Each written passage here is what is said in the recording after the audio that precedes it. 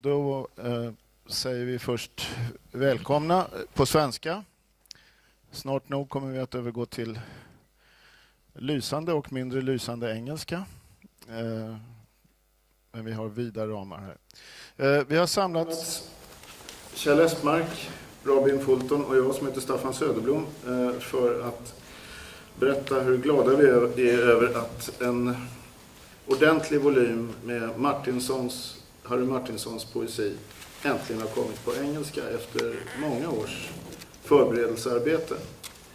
Den ser ut så här och heter Chickweed Wintergreen, och det är Robin som i huvudsak har gjort urvalet och i fullständig sak gjort tolkningarna, översättningarna. Och vi ska prata en liten stund om den här boken. En liten stund blir det ju, för att 20 minuter är inte lång tid. Vi ska försöka, eller vi kan väl säga så här tror jag, att om skulle andan råka falla på, så får ni väl tjoa till och avbryta om ni kommer på någon sak som vi har varit otydliga med, eller sådär, någon fråga som ni vill ställa. And now I try English.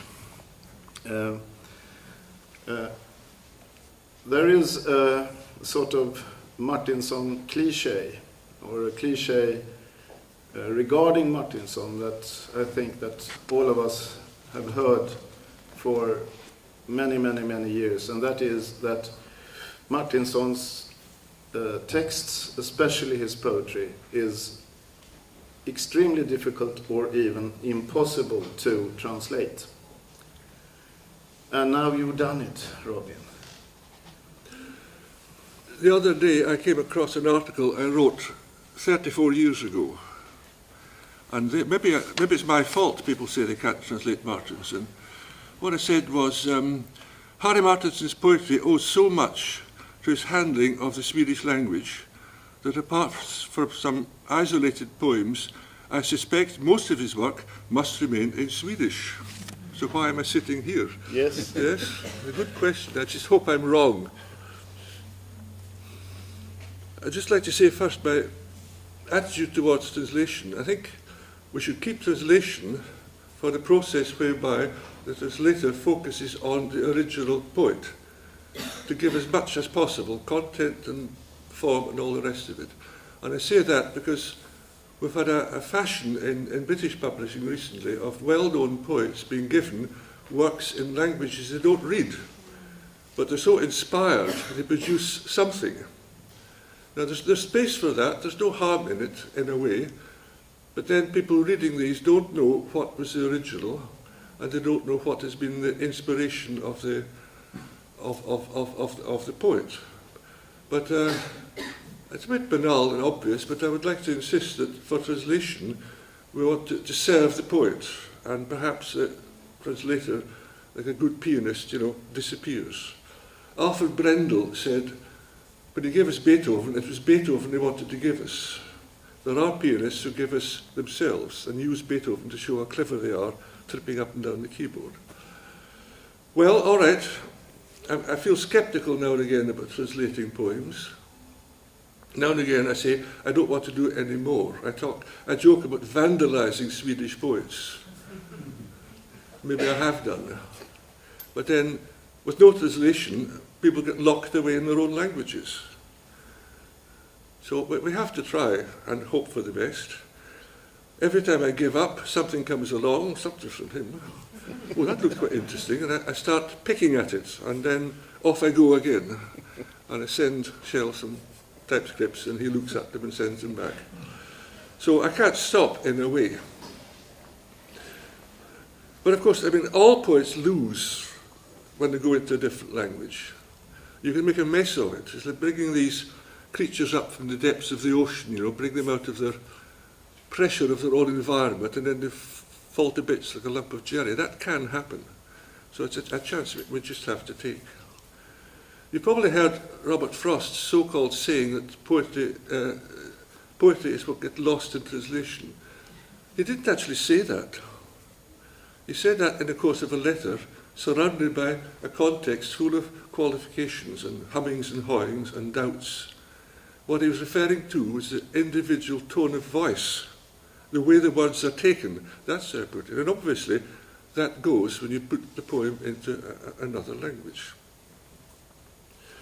Well, when I came to Harry Martinson, I was surprised by two things. One was at how varied his poetry is. There are several Harry Martinsons, it seems to me.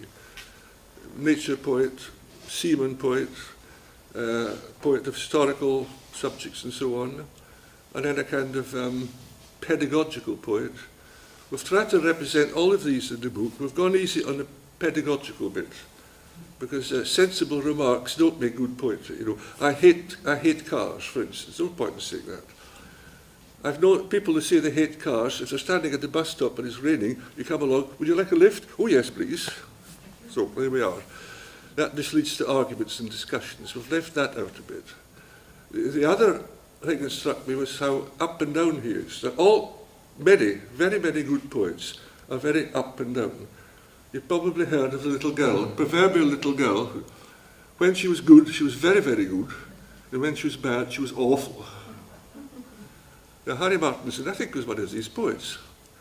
There are lots of them, and it's no use saying, look, stop a minute, think what you're doing, write only good poems.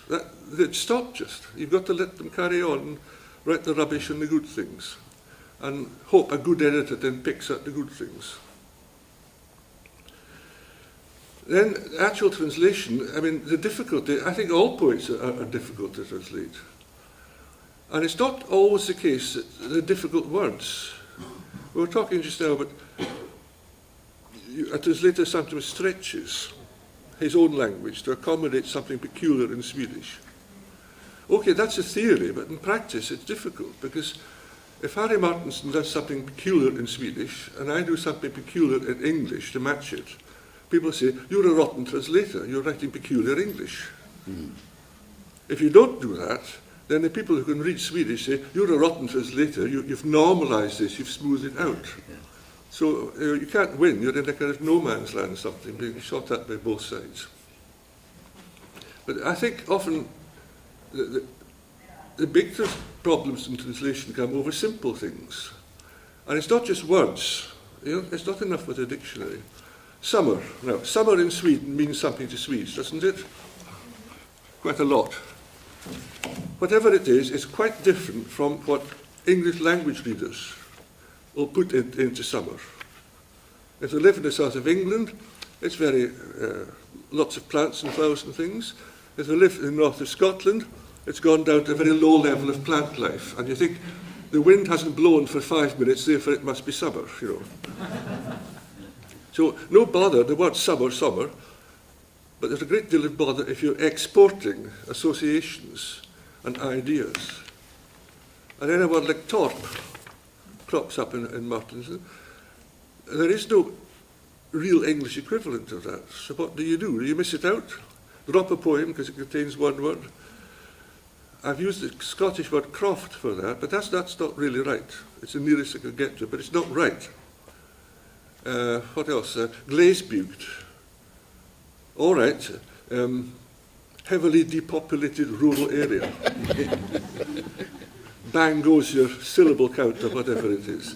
You could put it in a note at the bottom, but that's cheating, you know. There are things like that which go far beyond the dictionary, far beyond the words. And I think that's where the real difficulty can be. The title now. First of all, a title must be eye-catching. You can say selected poems. Oh, everybody's done that. You want a title that might be awkward, it might even be difficult, it might be long. People notice it, they stop. They read through Chickweed Wintergreen, what's that? They remember it. But also, there are other reasons for that, and that is that Martinson was very particular about calling plants and animals by the proper names. So, okay, we'll do that in the book. And another thing is that if the title sounds a little bit awkward, it's a kind of flag going up. Okay, you are reading a foreign poet, you know. Even if you like the sound of some of my lines, they may not be the same sound as Martinson's. I may have added something here, lost something there. There's a constant process of reinvention and adaptation going on. So there are more comfortable titles, but I think this serves its purpose in a way. After all, I mean, that plant is well known in Sweden. It's not unknown in Britain. Gardeners will all know it. There are millions of gardeners in Britain. Many of them read poems I don't know. At any rate, it might stop people to think. You have anything to say now? Well, I would say a few words about normalization, because I think that's the danger in all translation. The original poet knows exactly how much he could stretch the norm. I mean, if poetry is a sort of deviation from a norm, violence or language, he knows how far he can go. But how far can the translator go? You remember, we talked about that once. You said you can't say that in English. And I said, you can't say it in Swedish either, but I did. So you had to find an equivalent. Apparently I was right, but I wasn't. Because in Swedish, in the Swedish language system, certain things could be done according to our expectations. They can't be done in English. It will be awkward. I can give you an example of in the poem Har ni sett en koltram? The final words are there, you remember. Frustande lägger den till vid den soliga kajen, utmattad slickande sina sår, medan ångan tynar i pannorna. In the ping pong match we always have, Robin and I, your first draft was the pressure sinks for ångan tynar.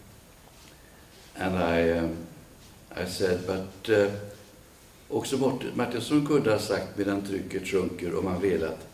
Nu talar han istället konkret metaforiskt om hur ångan tynar, som om det vore ett levande väsen som förlorar krafterna och dör bort. And Robin changed that. I think the final version is now licking its sores while the steam in the boiler thins. Was it? Thins away. Tubes. Thins away. Thins away. Thins, yes. Yes, thins away. And that's much closer to Martinson. But still, it isn't this tyna with associations to somebody who is very sick, tynar bort, for instance. I don't think we can catch that. And that's the problem.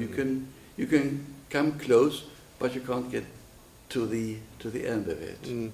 But I think I've compared Robin's translations. I compared his translations with Robin Robertson's, which I think are bad, and I've compared his translation of my poetry with Joan Tate's, which are very good, but Robin is much better poet. He's a real poet. And I think that is what's important in this case. That the translator must be a touch of a poet. Otherwise, all linguistic efforts are lost.